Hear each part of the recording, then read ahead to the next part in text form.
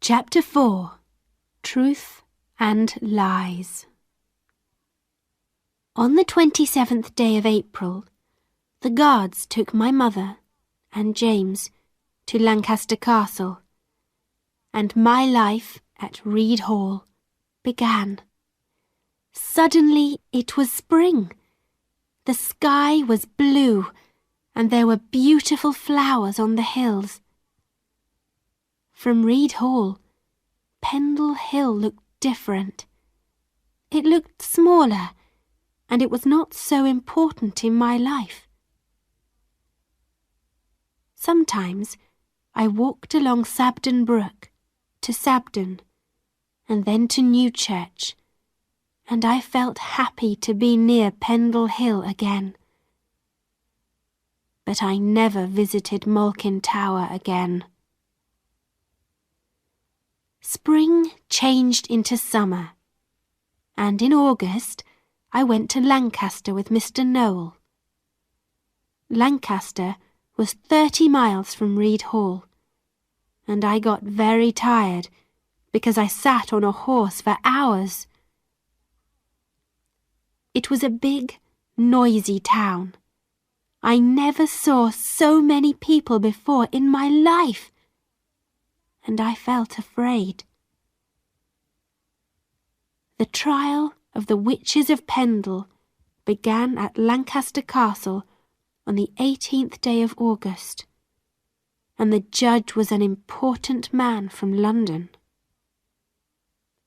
Judge Bromley listened to many people on that day, because there were a lot of witches from Lancashire in the prison. Old Demdike was not there, because she died in May, before the judge arrived.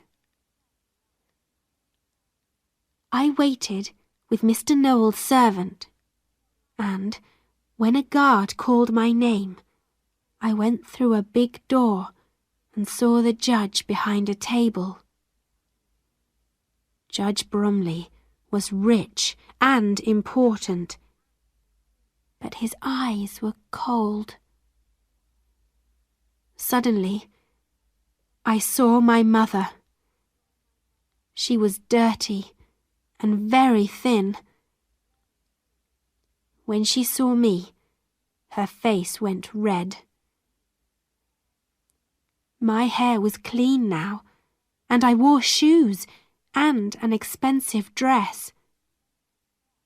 I saw my mother's eyes. She hated me. "Are you a witch?" Judge Bromley asked my mother. "No, I'm not," my mother answered angrily. "Did you kill Jack Robinson of Barley Village?" "No, I did not."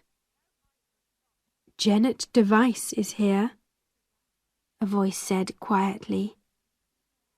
It was Mr. Noel. "She can tell us the truth about her mother." For a minute, my mother did not move. Then she ran across the room and shouted at me. "You know nothing, you bad child, and I'm your mother. Don't forget that." The guards ran after my mother and pulled her to the floor. "I'm no witch," my mother shouted. "It's all lies. Janet, you're a witch, a child of the devil. You're my daughter, and I know." I was afraid, and I put my hands over my eyes. I didn't want to see my mother's ugly face. The guards pulled my mother out of the room, and the noise stopped. "Janet Device," the judge said, "tell us the truth about your mother." Roger Noel lifted me up and put me on a table in front of the judge. "My mother is a witch," I began. "She has a friend, a dog called Ball. When she wants to kill somebody, she tells Ball." I talked and talked. I told the judge everything. Judge Bromley listened carefully. "My child, is this the truth?" "Yes," I answered. "I'm telling you the truth." The guards brought my mother back into the room again. Her face looked tired, and her eyes were red. "Elizabeth Device, your daughter told us about your dog, Ball. Your son, too, told us about the clay pictures. We know everything." My mother said nothing. She didn't look at the judge, and she didn't look at me. Next, the guards brought my brother James into the room. When I saw James, I wanted to cry. James was thin and dirty, and his hair was very long.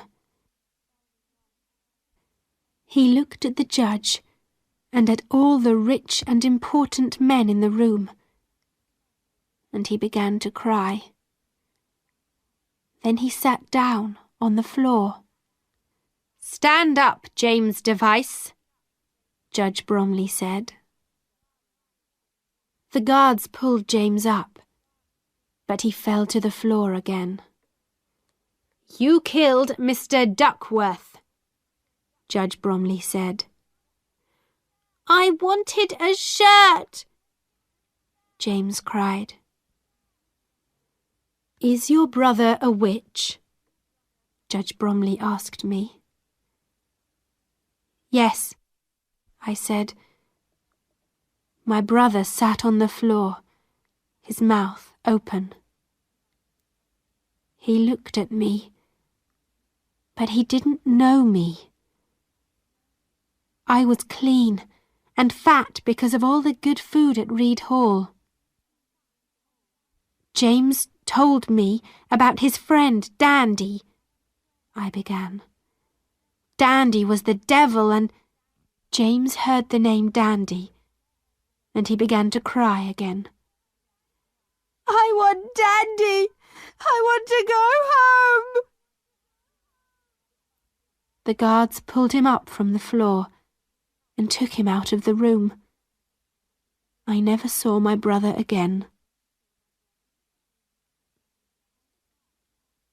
When the guards brought my sister Alison in front of the judge, I said nothing.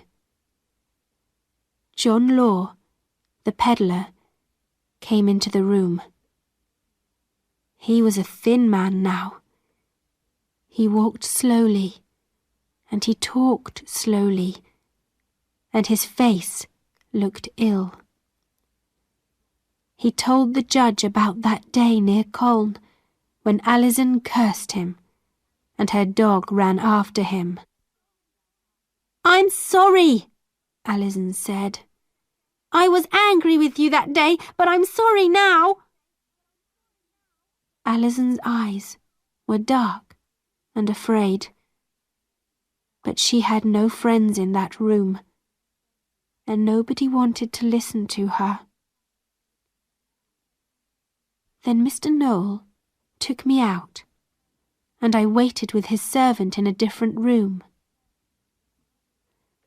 An hour later, there was the noise of many people shouting and crying. The servant smiled. "The trial is finished," he said. "You're a good child, Janet. You told the judge the truth about the witches." Mr. Noel took me home to Reed Hall, and on the 20th day of August, 1612, the guards took my mother, my sister, and my brother out of prison and hanged them in front of Lancaster Castle.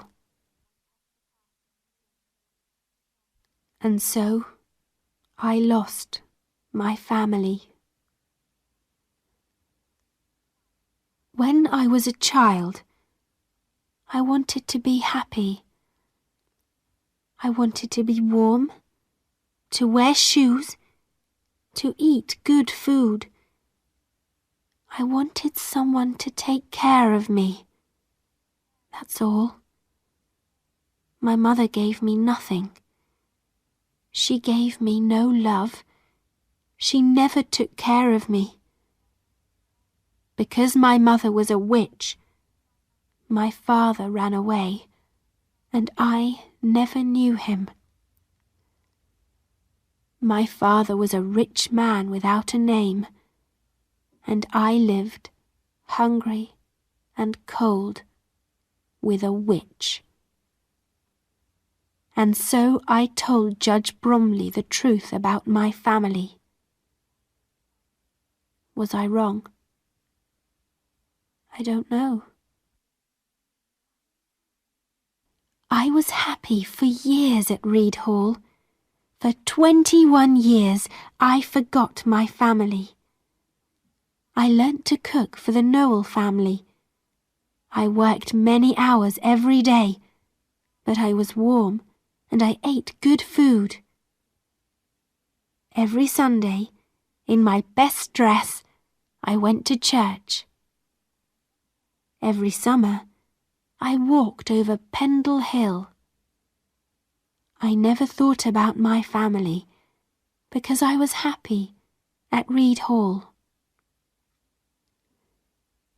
In August 1612, the guards hanged my family in front of Lancaster Castle. But their dead faces waited for me there.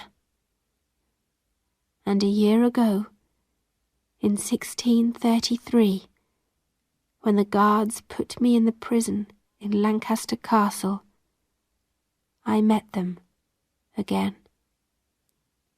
Day after day, I see their ugly, dead faces and hear their cold, angry voices. I think of them all the time. God is with me here, in prison. I believe that. But my dead family is with me too. Mr. Webster, from the church at Kildwick, visits me again. His blue eyes are tired, but he smiles at me. Edmund Robinson and his father told the truth in London. He says quietly, "The child told lies about you because he was afraid of his father. He wanted his father to love him." I say nothing. Mr. Webster wants to be kind, but he cannot help me. Mr. Noel cannot help me, because he is dead. Edmund Robinson is only a child. He tells lies one day, and the truth the next day. But the truth cannot help me. What can I do against hate and lies? When Mr. Noel was alive, the villagers didn't talk about me. But when Mr. Noel died, the lies began. The villagers are all afraid of me because my name is Device. They hate me because my name is Device. They say I am a witch. because my name is Device. I come from a family of witches, but I am not a witch. Nobody died because I cursed them. I never made clay pictures. I never had a cat or dog. I only wanted to live quietly at Reed Hall and watch the changing skies over Pendle Hill. When I was a child, I was always cold and hungry, and I hated my family because they were witches. In 1612, I told the truth, and the truth killed my family. Now, 22 years later, lies are going to kill me, here in Lancaster Castle, and I am cold and hungry again. Mr. Webster gives me bread, and I go back into the prison. I can never go back to Reed Hall. I know that now. I must stay here in Lancaster Castle with my dead family. They are watching me and waiting for me. I can never be free of them.